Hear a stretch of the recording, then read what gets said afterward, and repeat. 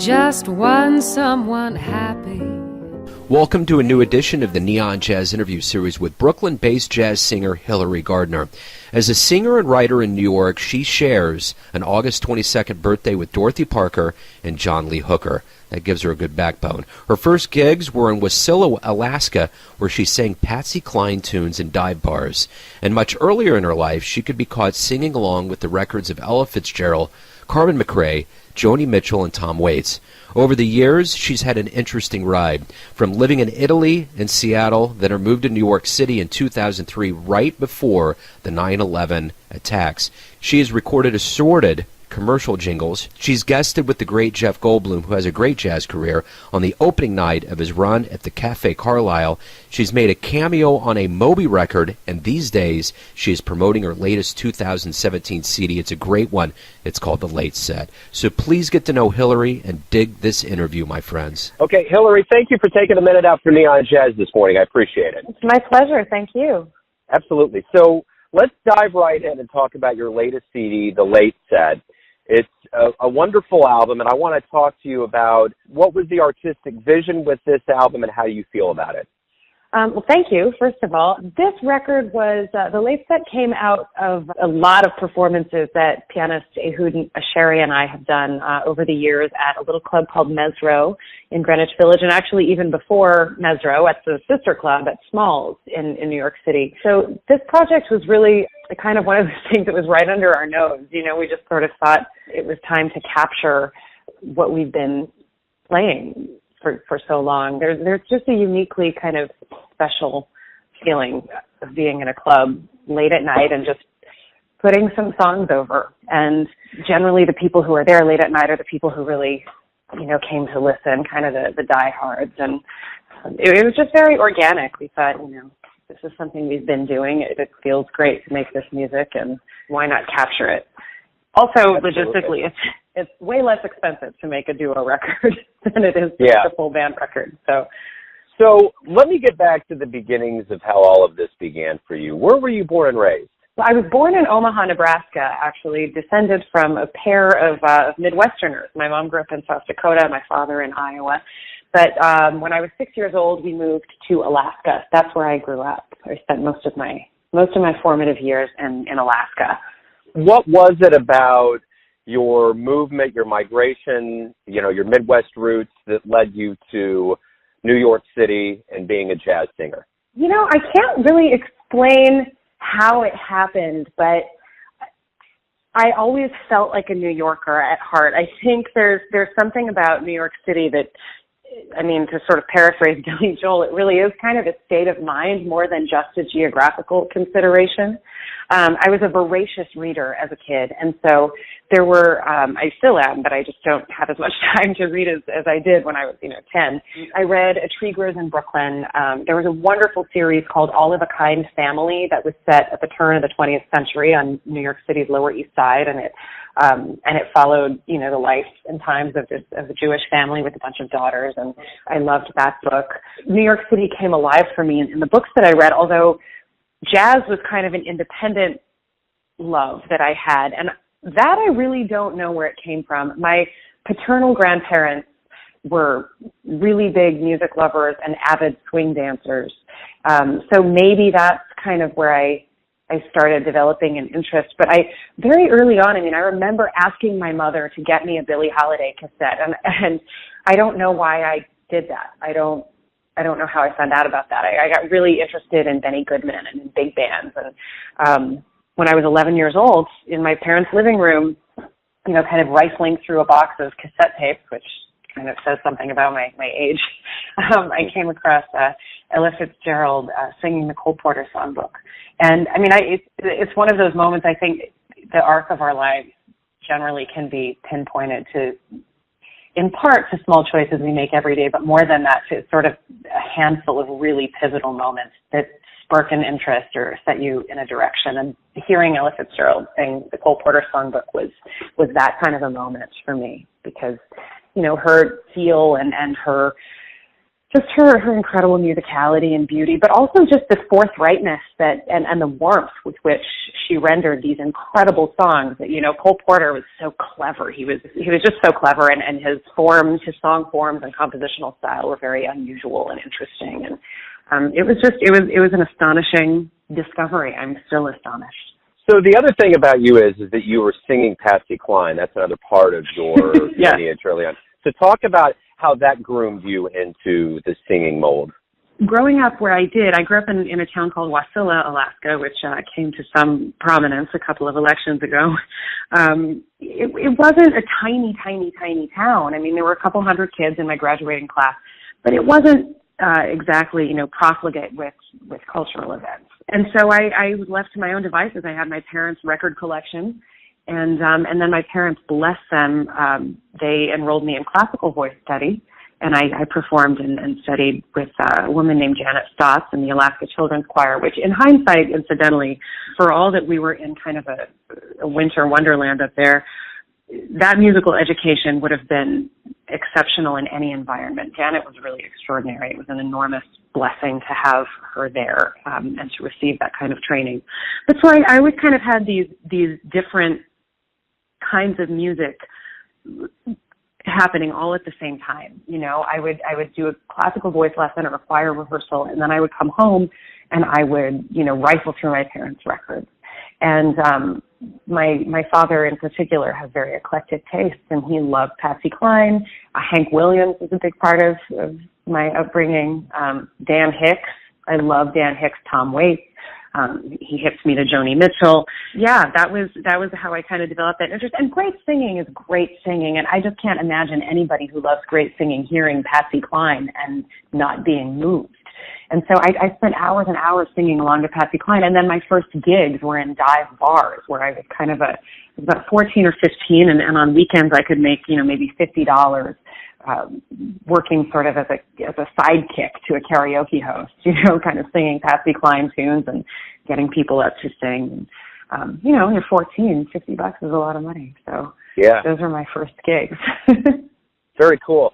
So when you finally did, I've never been to Alaska, but I can imagine there's a level of that that's probably akin to the Midwest. So when you got to New York, was it a culture shock? Was it a big kind of moment for you where it was like, wow, this is totally anterior to anything I've seen?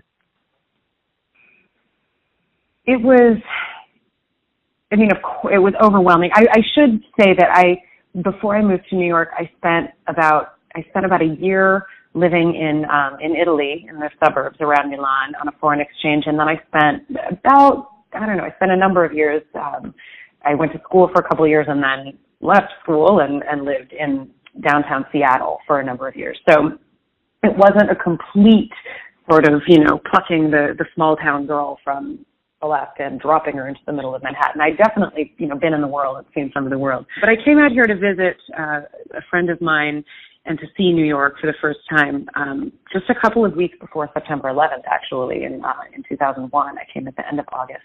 It was, of course, overwhelming, but I just walked around. I kind of picked a different part of town every day, and I just walked, and I just took in the city, and there's something incredibly electric and romantic about New York.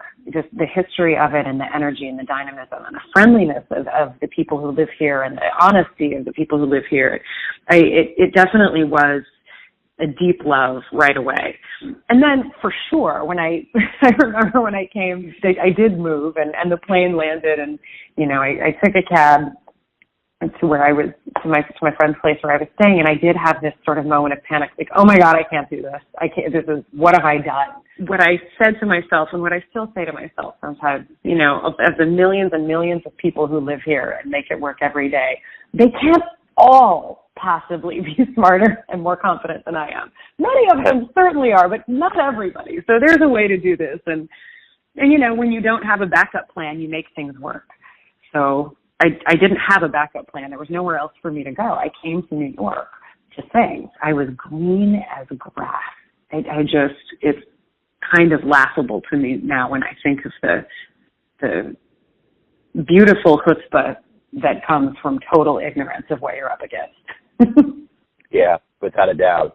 You know, I remember that. I went to Italy. I had a pen pal in high school, and I remember I went to Florence and spent some time there. And my background, my ancestors, great-grandparents, both came from Italy. So I was kind of going back. Yeah, so I was kind of going back to the homeland. But I remember that I was pretty terrified just because of the language barriers. Lira at that point was in the thousands, and I heard stories of gypsies throwing fake babies at you when you land, and I got stranded in the airport in Milan at one point, and people were like, "You've got to wrap all of your luggage around your arms because people will rob you blind." So there was all these things that go into being a traveler and going into a new place. But Italy, I've been there several times. I was actually in Venice on 9/11, and and I had a flight from Paris home that didn't exist anymore on TWA. It was a journey to get back, but at the end of the day, Italy, just like you said about New York, has charms that are just almost indescribable. It's like hearing a jazz CD and then finally seeing that person live. You can't tell people what it's like to actually see it in the flesh. Yeah. It's a different entity. But the cool thing about you and what you've gone through is one of my most well-respected musicians of all time in any genre is Moby, and you've spent some time with him. Talk to me about that relationship. That was a funny, talk about sort of a New York moment. A jazz piano player who's still a good friend of mine, his name is Dred Scott. He was playing piano for this lounge act that was really, it was a performance art kind of a vibe. You know, it was so downtown. And I mean, listen, full disclosure, I am many things. I'm not really downtown, you know. But it was such a downtown vibe and such a performance art thing. And he needed some background vocals, and he was kind of trying to imbue this very tongue-in-cheek, old-timey lounge singer kind of an element to what was going on. So I was tapped to sing some background vocals, which I did. And the show was at this club on the Lower East Side, and after the show, Moby came up to me and he said, "You sounded really good." I said, "Hey, thanks, man. Nice to meet you." And then he got in touch with me via email. Like, we exchanged information or something. He got in touch with me, and there was a period there where we would just get together, and he was having me try to do a little bit of songwriting. We would just kind of hang out and talk about music, and sometimes he'd have me sing a little something, and one day he had me sing a little something, and it wound up on his record. And it was one of those funny things where your paths cross. I haven't spoken with him in years, but it's definitely an interesting little blip in my trajectory there. Yeah. Yeah, without a doubt. And the other blip too, which I find interesting, and it's timely because Jeff Goldblum just released his first full-length jazz CD, is that you had some time at Café Carlyle, and he sounds like, he's this big-time star, but he sounds like his heart is really carved out in that right space that we all understand that these jazz musicians come from. There's a soul, there's a heartbeat, there's a real genuine passion. So that had to be something that was probably nice to see from someone like him. Well, you're absolutely right about that. I actually just saw Jeff and his band, the Mildred Snitzer Orchestra. I did a performance with them in mid-November at Sirius XM in promotion of the new record. So I just saw them and performed with them a couple months ago. I mean, you're absolutely right. Jeff, his love of this music is sincere and profound and lifelong. He has held down a steady gig in Los Angeles for years, and he regularly, uses the same really, really great swinging local guys who, there are people that like you and I would know because we're in the jazz world, but they're not household names, Yeah. He's not going for flashy, marquee kind of musicians. He is so extraordinarily generous too, and as far as his musicians go, I mean, when we did this taping at Sirius XM, let's be honest, everybody's there because Jeff Goldblum is playing the piano. That's what's happening.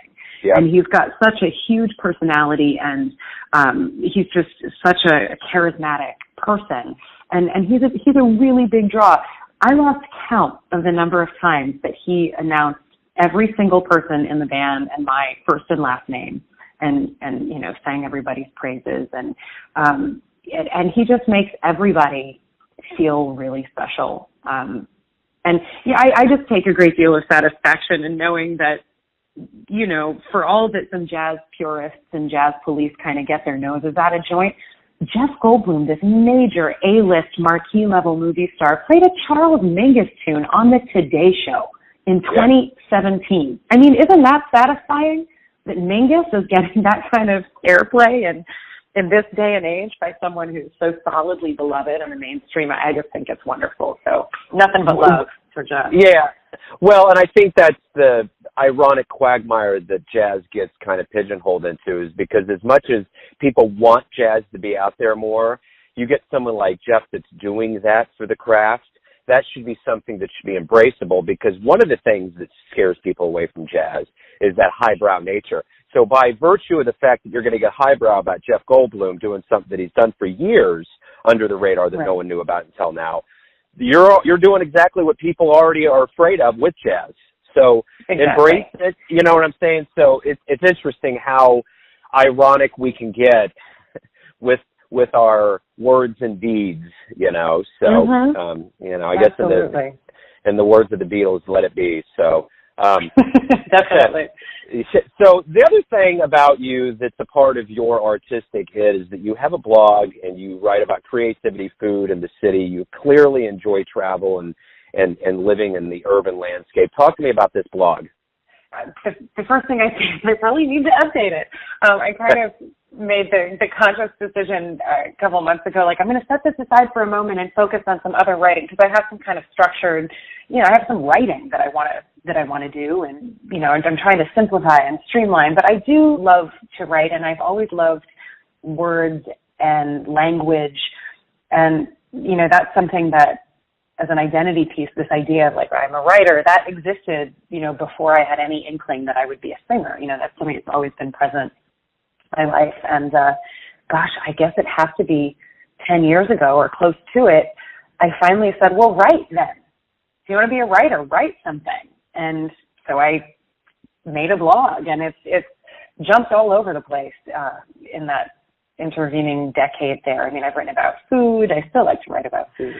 There's a series on the blog, actually, that I'm really proud of, and it's actually been something that if I do keep it going, which now that you brought it up, perhaps I will, this has been an impetus. The series is called Spotlight On, and I've had the opportunity to interview singers that I admire. And, there's been high-profile jazz singers, like Janice Siegel from the Manhattan Transfer. I've had Kat Edmondson, Renee Marie, but also, just a lot of my friends, and to kind of get to ask them about their singing and their practicing and their reasons for singing. It's fascinating. I love singers. I love this community.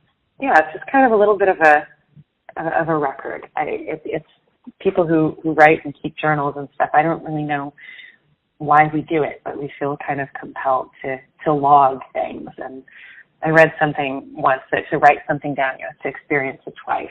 So maybe that's why I do it. Well, I think it's kind of the idea of a photograph. You want to crystallize that moment. There's almost a validation of being alive that says, yeah, this happened, this is it. Yeah, so it makes sense to me, for sure. Yeah. Let me ask you this.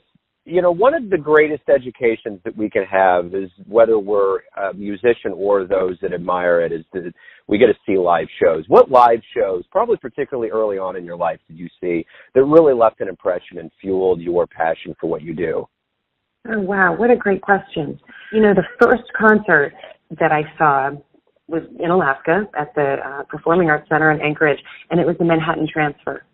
And I had their first record on vinyl that I'd found, in a thrift store, and just, I loved this album, the one Tuxedo Junction and Blue Champagne.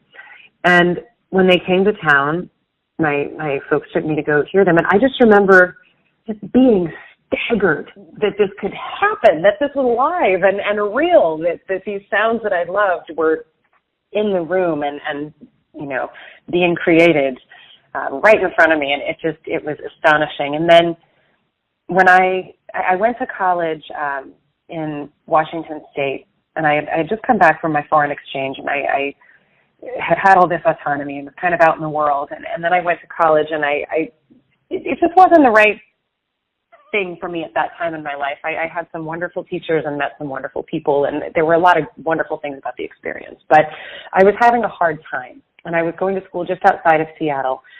And there's a club in Seattle that's still there called Jazz Alley. It was much smaller 20-plus years ago. But I saw that Ernestine Anderson was going to be playing there.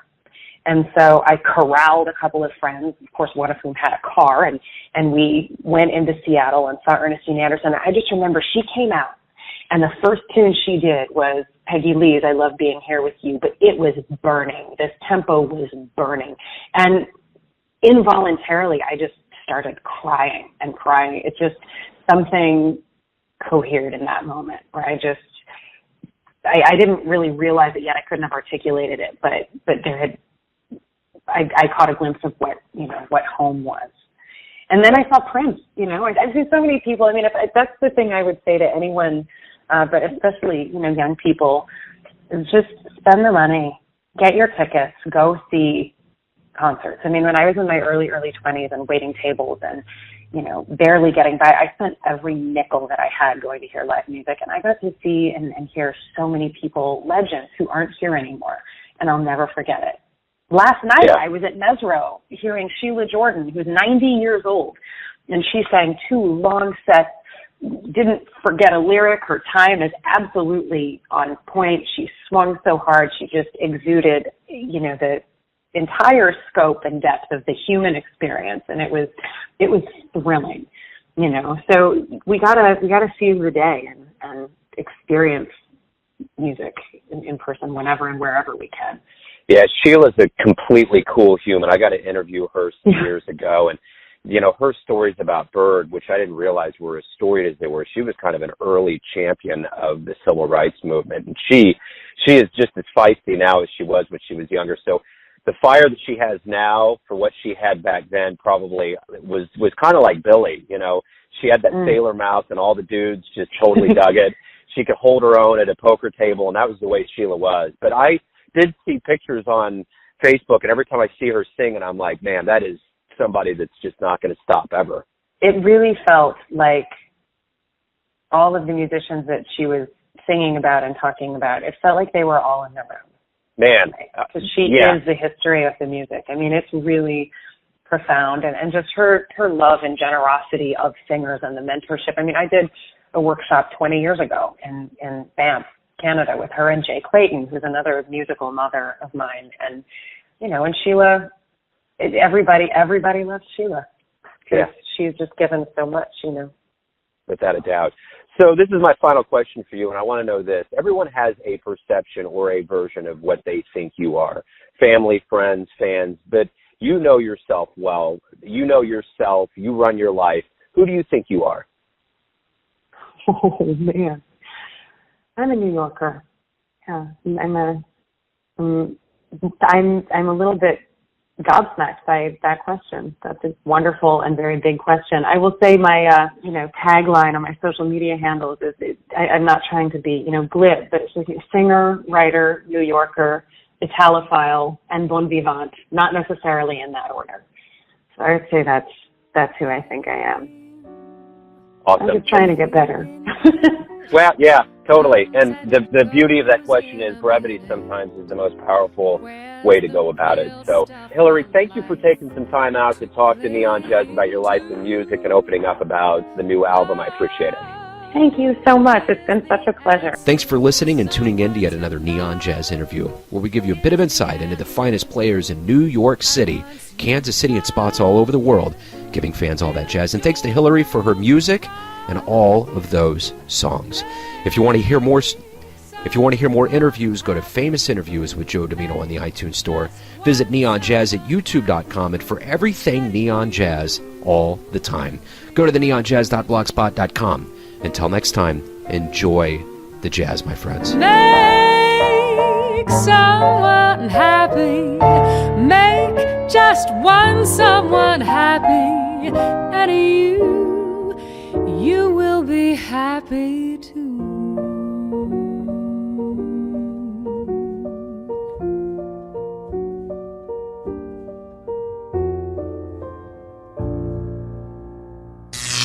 Neon Jazz.